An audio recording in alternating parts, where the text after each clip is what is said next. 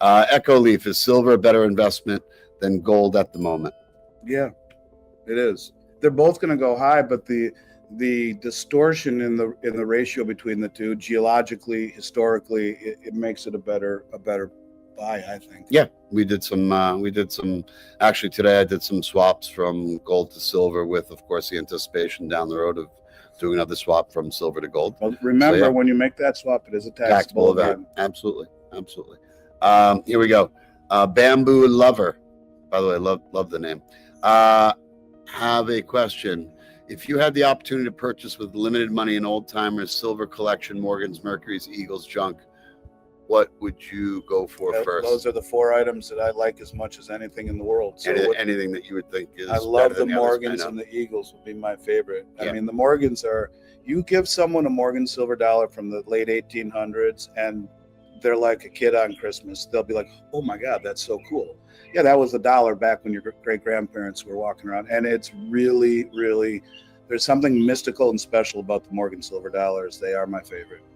Okay. Smith Hers says, my dealer says gold will crap out at 4,800. I don't know what your dealer has, unless, you know, the batteries on my crystal ball. Tell your dealer to come on the show. Let's talk, and I'll be nice. Yeah. I think you're going to see it go markedly higher than 4,800. But hey, you know, that's the beauty of different opinions. You listen, you evaluate, and then you make your own decision. You know what we say in New York about opinions. Everyone's got one. No, we say something else. I know. Yeah. I don't know if we can say it. You say opinions are like what? You say opinions like assholes. Some are bigger than others. Question for Andy Tattoo. Is glint a good and secure way to diversify some of your silver holdings rather than having 100% physical custody yourself? Yeah, why not? Yeah, I mean, look, it's a good way. It's not so. I mean, we always say, just like with Bitcoin, if you don't hold the keys, you don't hold your coins. It's a great way. I always like to think of it as a great alternative to having money in a checking account. Yeah. That you can spend. It's unallocated. Yeah. I mean, it's not segregated. It's allocated. So it's not in. It is there. You have title to it, but it's not like storing bars in one of our Brinks facilities or coins that have a specific association with you. I think that you should have physical silver in your own possession. I think you should have maybe physical silver at a Brinks facility, maybe arguably before you have it with glint. But glint is a great way to have it without dealing with the storage issues. But it's, you know, I think that the segregation and having the other bases covered first arguably would be the order of doing things.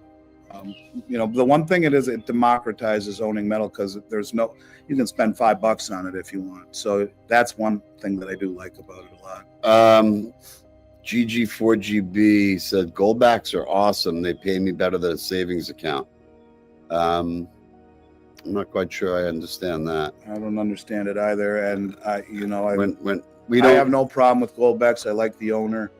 I wrestle with the fact that what do you do with them if the institutions won't take them? Who do you sell them to? There's 1 or 2 companies that buy. Maybe I'm naive, and I'm not going to speak poorly about him at all, because the guy's straight up honest guy. I know him. Lives right over here. Yeah, well, there's a few different companies that, of course, make the main guy that makes them. Yeah, and he's a good guy. And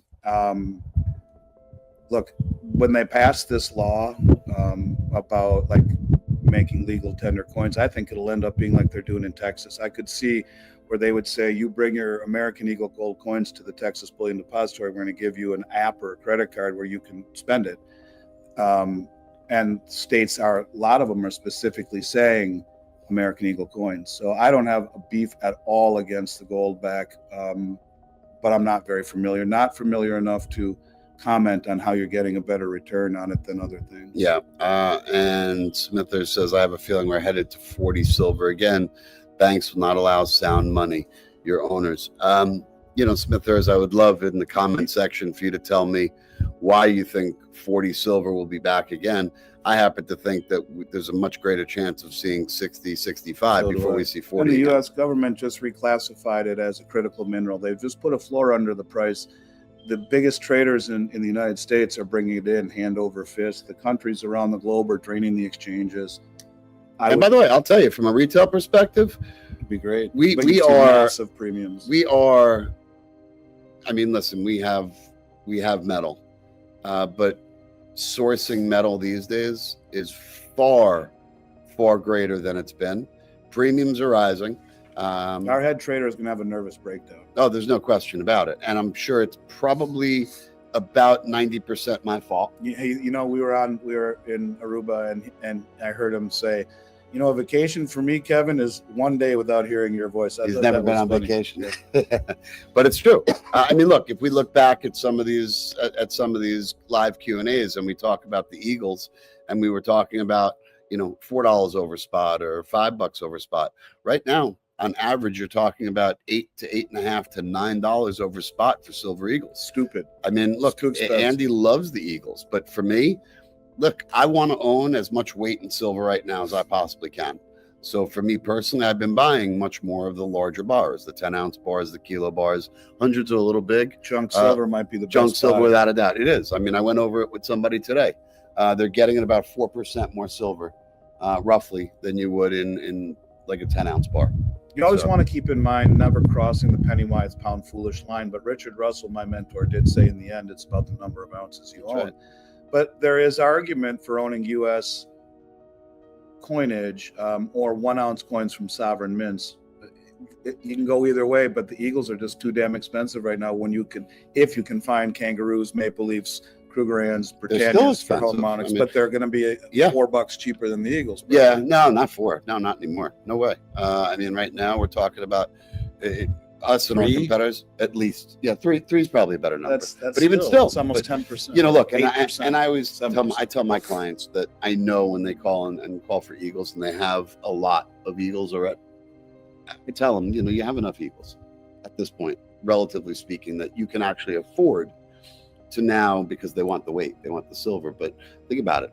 If silver's now $52 and you're paying $8 in premium, you know, you're paying a good 16%. And what did I say on so many? I got so much shit for saying that the premiums are so low, you guys, for the last year, and it won't take much to see premiums go up and availability disappear. I was trolling around last night in prep for some of my podcasts, and I stumbled across a Reddit page where someone said SD Bullion sold out of all their 1,000-ounce bars overnight. Something's happening. Well, again, stuff's getting hard to accumulate. If you realize, as my buddy Rick Rule always says, that the allocation of metals to the whole financial matrix is 0.5% from Joe and Jane Sixpack to the Harvard Endowment Fund, who just spent $200 million on gold, I think, the Harvard Endowment Fund, somewhere in that neighborhood, but they did. He always used to say that, and I laughed when they bought it.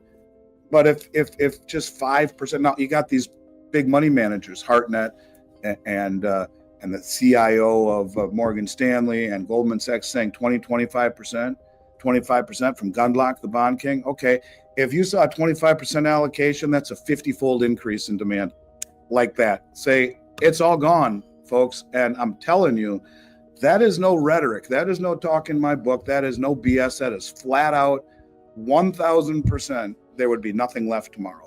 Nothing. And then you're waiting and hope you get in queue. Just like in the UK, you go on their website to buy gold and it says there's a queue right now and you have to get in line to buy it. Getting metal will be much harder than people think. It's like one of those things you never realize how important it is till it's gone. In Australia, there are people waiting online right now outside. Well, China, people online waiting. It's everywhere. Kevin Spence thinks Michelle McCory is like super hot. She is.